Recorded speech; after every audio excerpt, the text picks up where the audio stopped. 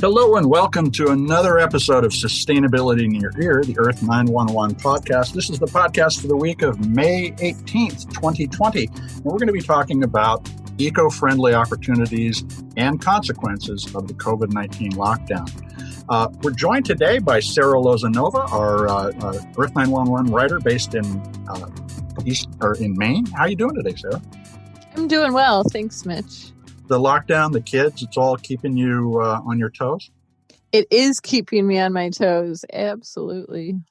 And we're also joined by Doug Mackey, who is our producer. He's going to be participating more in the podcast conversation this week than usual. We're adjusting still to Evelyn leaving, and we want to welcome all of you to the conversation.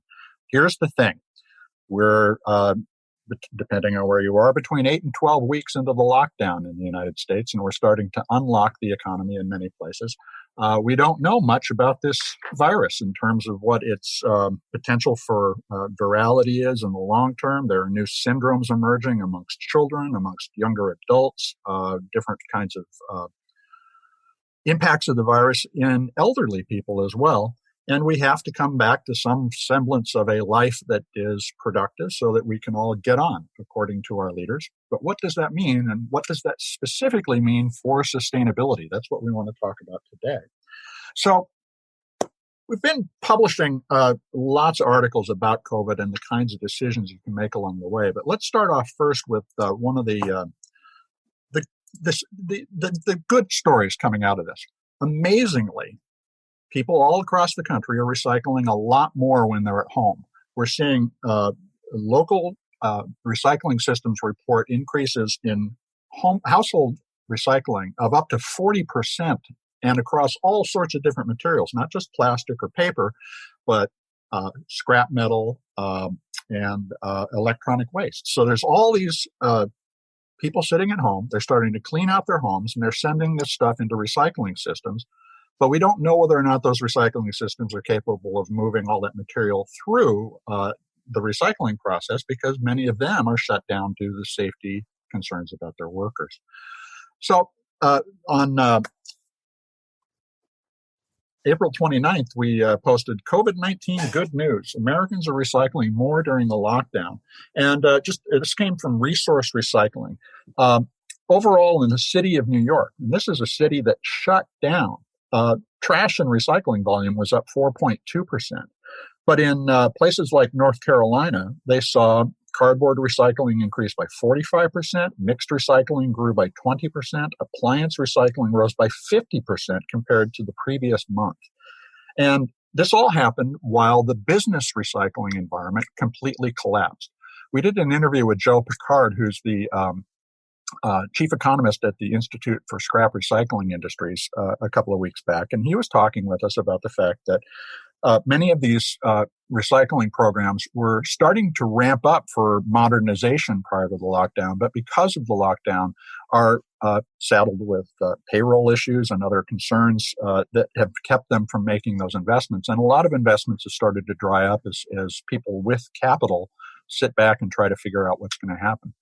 Let's figure out what's going to happen with regard to recycling. So first and foremost, we know there are people who are doing more of it, but what we also have discovered in further reporting that's come from Resource Recycling and from a number of different municipal programs, people are not sorting and cleaning their materials any better than they did before.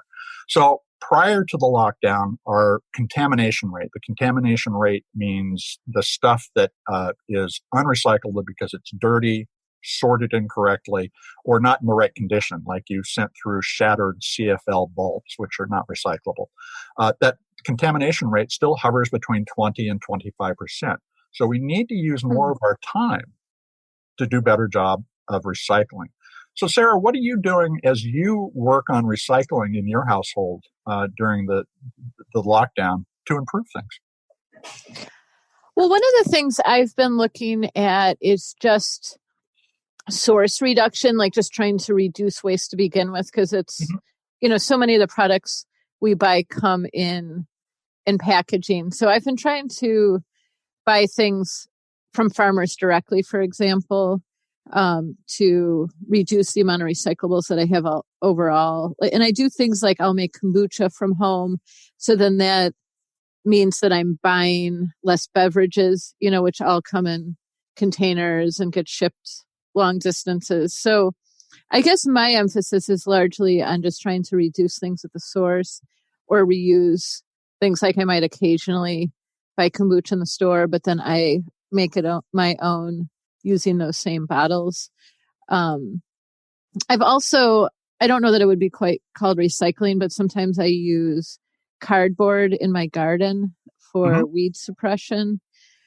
One thing I've been finding aggravating is that we can't bring reusable bags to most of the grocery stores. For a while, some stores were letting me bag the groceries myself if I kept the bags in my cart, but some stores aren't doing that at all. So I've been trying to use boxes from the stores to put I'm saying the same thing with Trader Joe's, Whole Foods. All of these folks are saying we can't use your reusable bags right now for our safety, and that's a legitimate concern.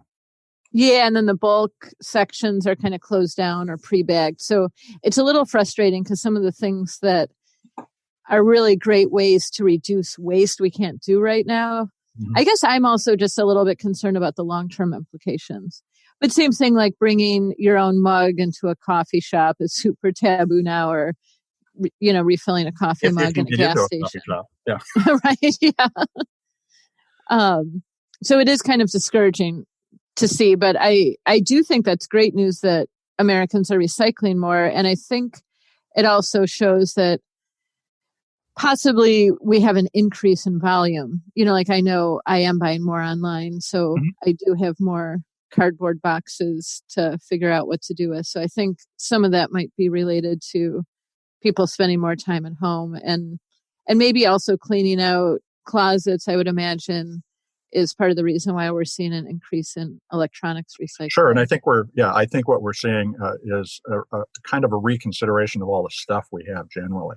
And you called out an important practice, and that's conscious shopping. So, we have several articles on this over the past couple of years, but here are the 4 questions we recommend people ask themselves when they're doing their shopping. And it's a way to save the earth, but it's also a way to save your money. First, do I need this? Right now, a lot of people are buying things like crates of toilet paper that they may not really need under any circumstances unless they intend to go completely off the grid and never come back and shop again. So do I need this is really the first and most important question to ask oneself. And much of the stuff we've been buying for the last 20 or 30 years, since we entered this hyper-capitalist phase where consumption is everything, are not necessary. And that's an important thing to keep in mind.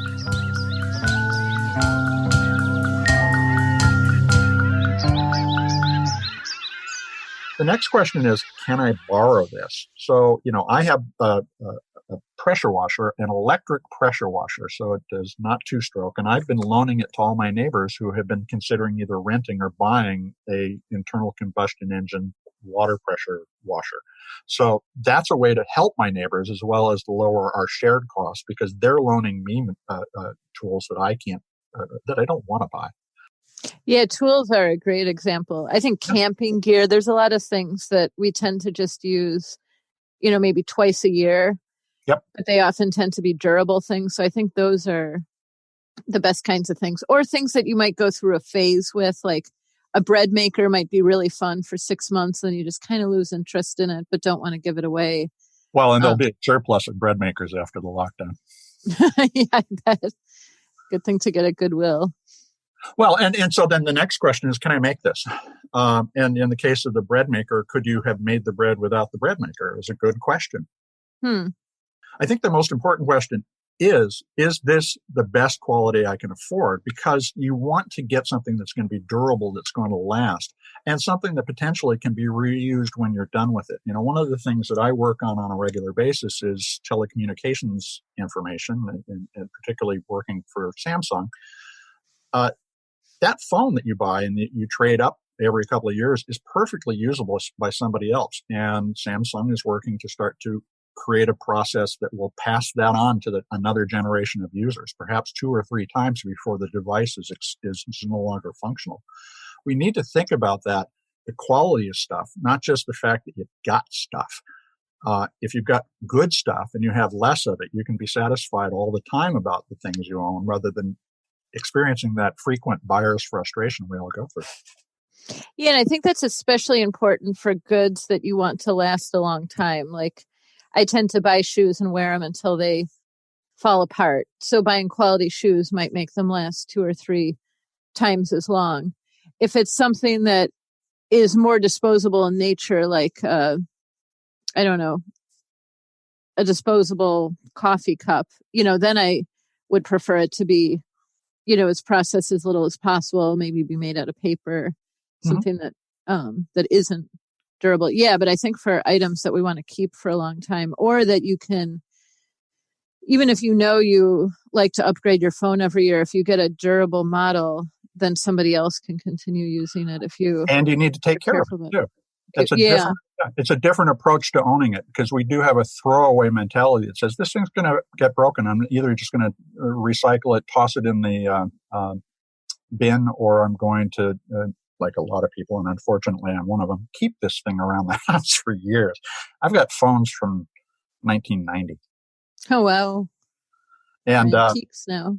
And they are antiques, worth nothing. So, but that's the kind of thing that as we come out of COVID, we're saving more right now than we have since the 1980s in the United States.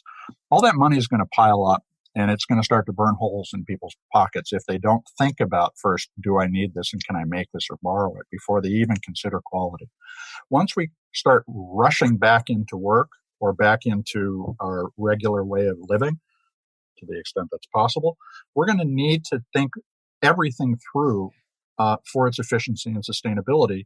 And we have the opportunity, because for the first time we saw what happens when we stop doing all that stuff, which is truly remarkable. Yeah. A great resource too is iFixit. I'm not sure if you're familiar with that. It's ifixit.com. Yep. But they have manuals and instructions, and they'll even rate products based on how fixable they are. And I think that can be really helpful, especially if you know that, your cell phone tends to, have battery issues. Can you replace the battery, or do you need to get a new phone? Then you can look up. Yeah, the right to repair is the way that's often described. And we need to think about how to do that. Or brands need to come to the market with something that helps people keep their devices in good shape while they own them. And I think consumer demand too, like letting manufacturers know that you want a cell phone that you could fix, or you want a power drill that you can fix, instead of something that you end up throwing out. Well, here's a whole product category that I know has only stayed the same in a lot of ways since the 1980s, and that is stereo equipment. If you can get an analog amp from back in the 80s or the 70s, it often sounds better than the best digital amplifiers. And Doug, you probably have opinions on this, but don't you think you could probably buy used most of the sound equipment that people covet and often overspend for? Yeah, the components are larger typically because components have gotten smaller, but the quality, and, I like an old-fashioned dial on my stereo where I can go whoo when it, moves across the AM or FM band. Yeah, great old, especially if you can get stuff that's tubed, that kind of stuff is fantastic. But yeah, there's plenty of opportunity for to find those sorts of things used. And the idea of fixing things too, sometimes, push yourself a little bit. Go on YouTube and find a video on how to replace the latch in your microwave that may have gone bad. If you have the time to do these things, push yourself. Find how to do it, because it'll save you some money and produce less waste. Well, what we've done is we haven't made the investment yet, but we're looking at a bidet, because Americans use about 141 rolls of toilet paper per person a year. Which is an extraordinarily expensive thing. It comes out to something like $300, $650 a year on toilet paper for a family of 4 if you use that number. And I know that's just an average. It's not what everybody does. But we think that using a bidet will be a substantial savings in paper. We also have to consider the water impact of using the bidet instead of the toilet paper. And that's something that we're still looking at, how to get the best out of that. So I haven't gotten to the answer to the question, is this the best quality I can afford yet in order to be comfortable to buy that bidet? I have a bidet and I don't feel like it uses that much water. I had one where it could use warm water, but then you had to run it to get to the warm water. Right. So I actually just have one where I use cold water. It ends up being room temperature because it sits, in the pipe generally. But I'd imagine it uses less than half a cup of water. It just kind of shoots it out. Yeah, and warmth is one of my wife's primary criteria. I have a bidet question, and this may be an opportunity for comic relief. You spray the bidet sprays, but then you're wet. Do you then dry yourself? There's on the many of them, even the ones that cost $50 and $70 and up to $2,800, have air dryers. So you sit there for a moment. Really? And it dries you. Otherwise, so just a towel you can go without any paper. Okay. That's a great mystery has been solved. The dryers, to me, seems like overkill. Okay. Because you're also stuck on the toilet for another 90 seconds. Right. And you could just use a towel, theoretically, if you're nice and clean. Mm-hmm. Okay. Thank you. Yeah, I have a friend who used to use reusable baby wipes for her daughter, and then she started thinking, well, why not cut up old T-shirts? And, she just uses it for number one, and then they just wash them and use old T-shirts instead of most of their... I don't think it's for everyone, but for people that are more hardcore about saving paper, it's an option. Well, and that's another one of the ideas we have in our changes you can make during the stay-at-home orders article, which came out on May 4th. Use rags instead of paper towels. So potentially even in the bathroom is a great way to think about this. Another thing, and we've focused on this, is eliminating food waste. So we try not to throw out any food during this time, more than we ever did before, because we're painfully aware of what it takes to get it. And, food waste accounts for about 40% of the volume of food manufactured in the United States each year. Wow. We're the most wasteful nation on earth that way. We can certainly do a better job of that. And the next thing we're looking at, too, is the change in the work style. So, many companies, Amazon, for instance, has told its office workers that they don't need to come back to work until October 6th of this year at the earliest. Twitter announced that half of their employees will never need to come back into the office again. And that means a couple of things are going to happen. The commute will be reduced. There's potential for a collapse in business or commercial real estate, too, because there's a lot less demand for it. But that means that we have a lot of changes in the way we think about our earning capacity. You can tap into one network to do some work. You can tap into another network to do some work. And this is not to endorse the idea of the gig economy, which is not going to work well for everybody unless we have a national healthcare and social safety net that really allows people to move mobily between different jobs. But it is an opportunity for everybody who has a role that allows them to work remotely to rethink when and where and how they do their work. And that could save gasoline for commuting. It can save massive amounts of carbon if you choose to use your computer and streaming and the internet efficiently, especially using web services that are driven by renewable energy.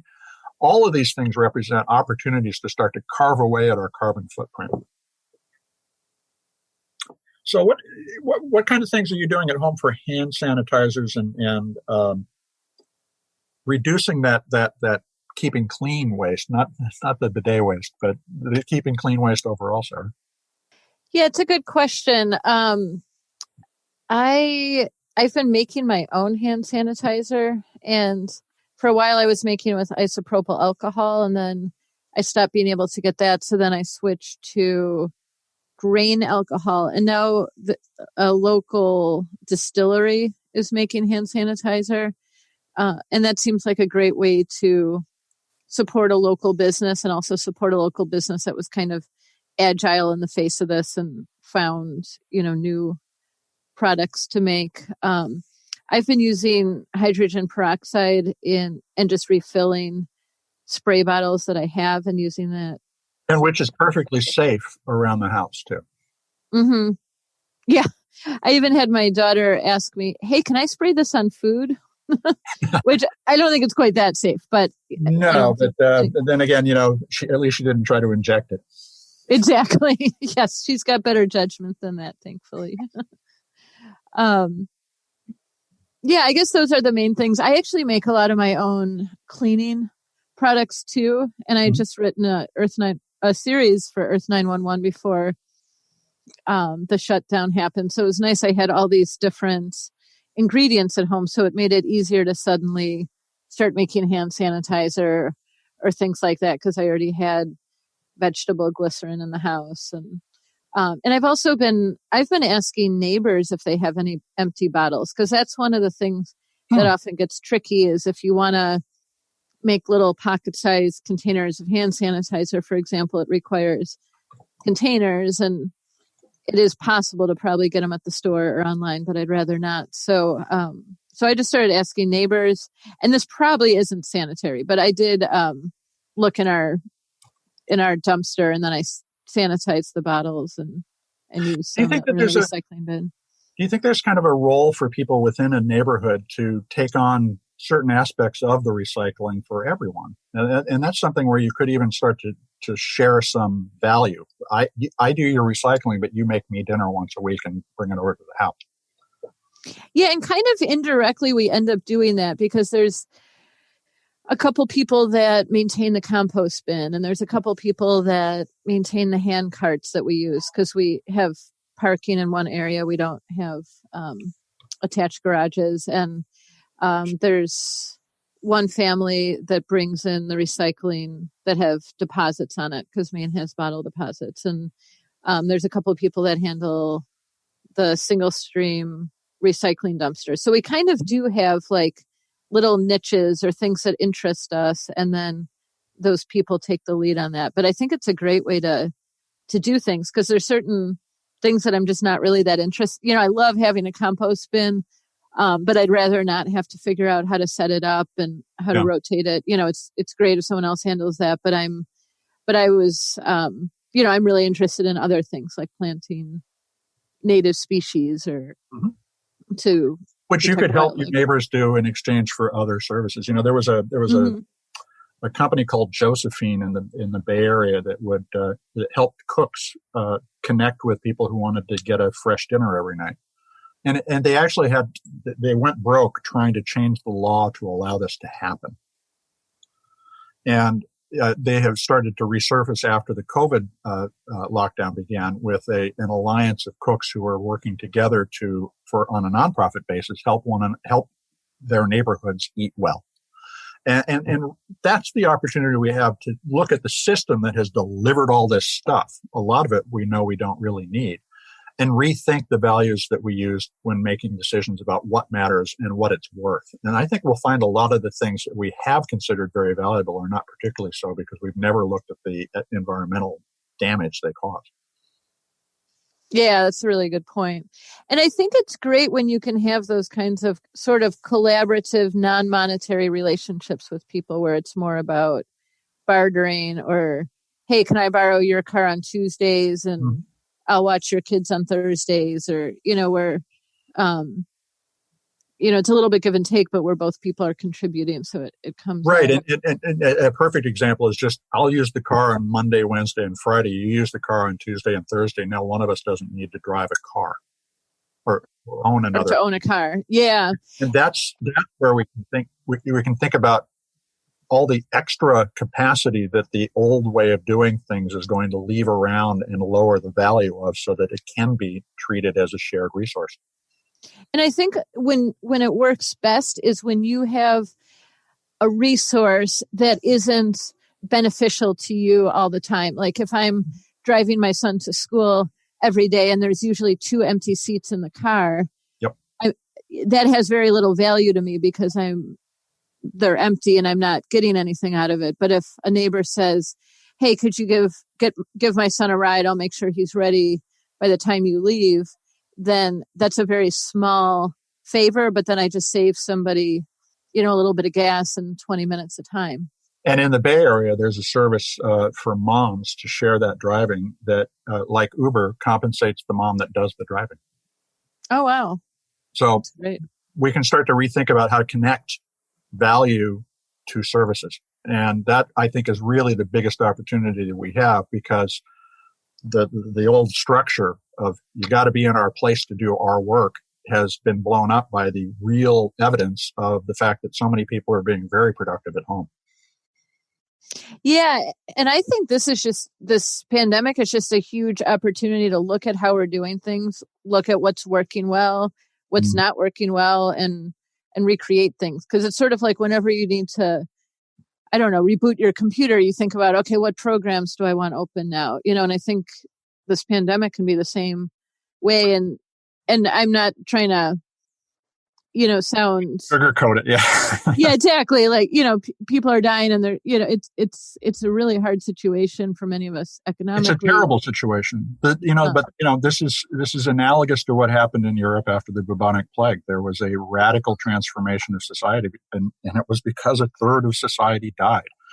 Hopefully, we can prevent that kind of death rate. Obviously, COVID is nowhere near as virulent as bubonic plague. But if we can prevent every death we possibly can while exercising our intelligence about what can change, instead of, as we've been told, forget this ever happened and go back to the way we used to be. This is one of those times when nature serves up an opportunity for us to assess and change. Yeah, another way that I think we can change that could be really positive is just spending more time outdoors. Like when I have socialized with people, it's been at a distance and it's been outdoors. And it's wonderful. It's getting me to go on more hikes, and at night it gets kind of chilly here still, so we might have like a fire going or things like that. Or if it is a cold day, it's warmer if you're hiking around. So I think it's a great opportunity to spend more time outside and kind of orient our, at least ideally the social part of our lives, outside. And to reconnect with our neighbors and build local networks, not only of friendships, but even for the things we depend on, like food. Connect with the CSA in your area and get vegetables delivered directly from the farmer is another thing to consider right now. Yeah, and gardening. It sounds like there's been a huge revival in gardening. From talking to people at garden supply stores, it sounds like they can't keep seedlings in stock, and I keep seeing empty seed racks at the grocery store. So it seems like gardening is really... And that's the interesting thing. There are a lot of businesses that are booming because of people's response to COVID. And the seed and gardening industry is one of the beneficiaries right now. Mm-hmm. Well, hey, Sarah, thanks very much for talking through all this stuff.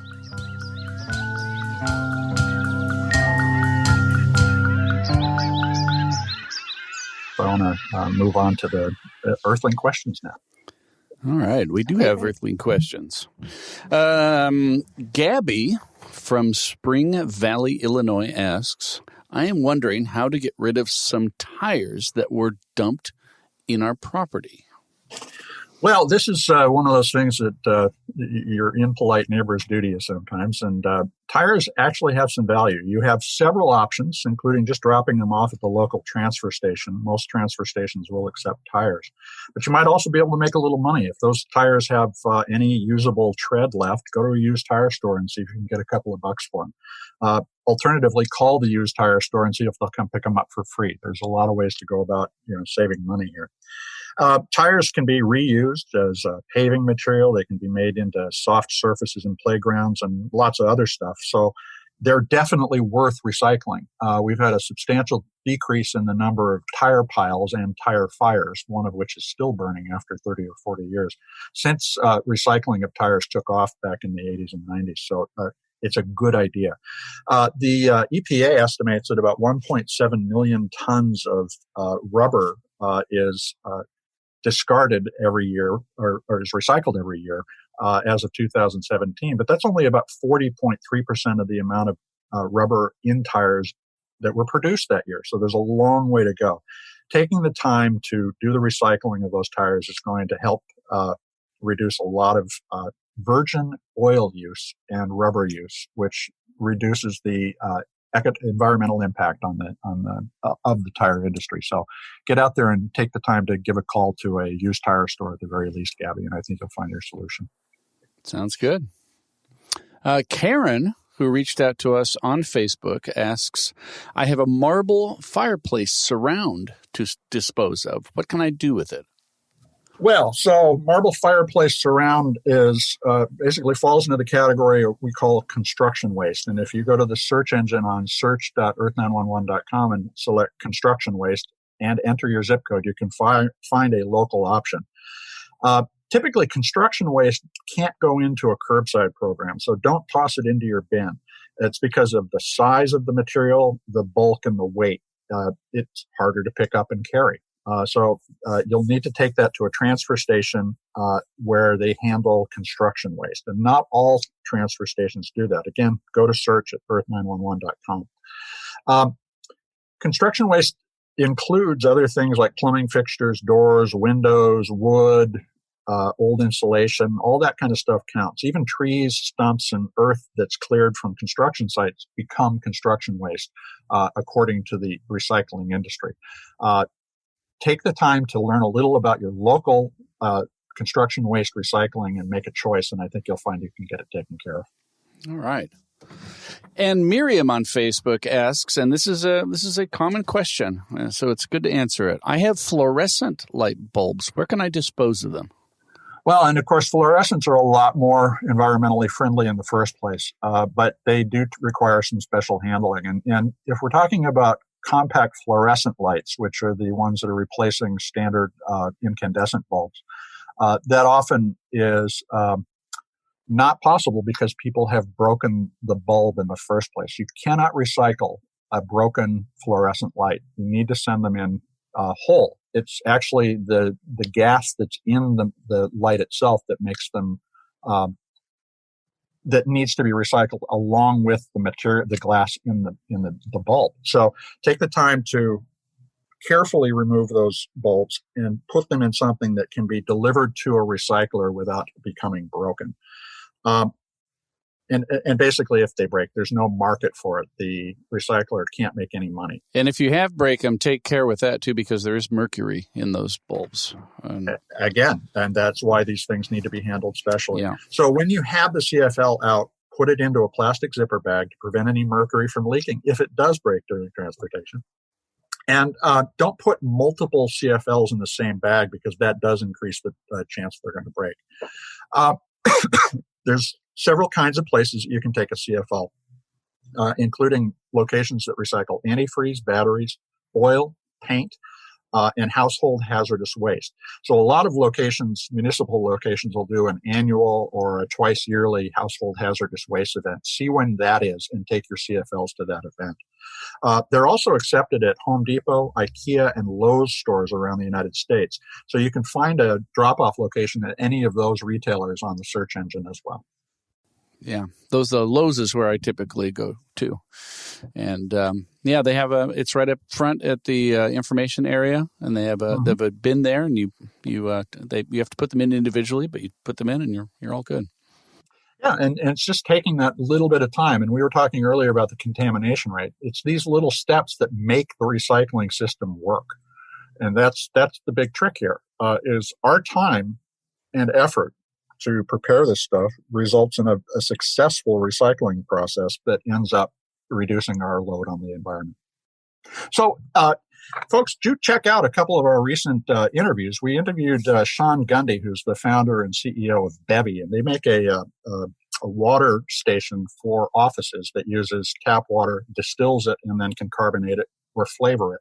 It's a neat system, and it's reducing the number of plastic bottles and cans that need to be recycled in the offices that they serve by hundreds of thousands and millions a year as they grow. So check out Bevy. It's a really interesting interview.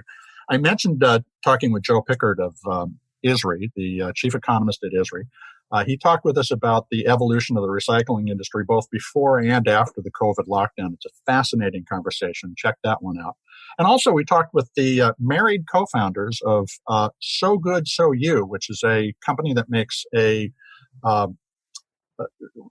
energy shots, probiotic energy shots that are completely organic, vegan, and served in a bottle that breaks down in landfill conditions about 17 times faster than regular plastic. It's called the Better Bottle, BTRBTL. That's a really cool company making a lot of investment in continuing to improve the sustainability of their product. Check them out as well. And we always encourage you to send us feedback at feedback@earth911.com. Just fire us a note, ask us a question, and we'll be happy to answer it on air or get back to you in email. And also stay tuned on iTunes, SoundCloud, Spreaker, iHeartRadio, YouTube, and of course at earth911.com. We'll see you next time. This is Sustainability in Your Ear, and we're Earth 911. Take care.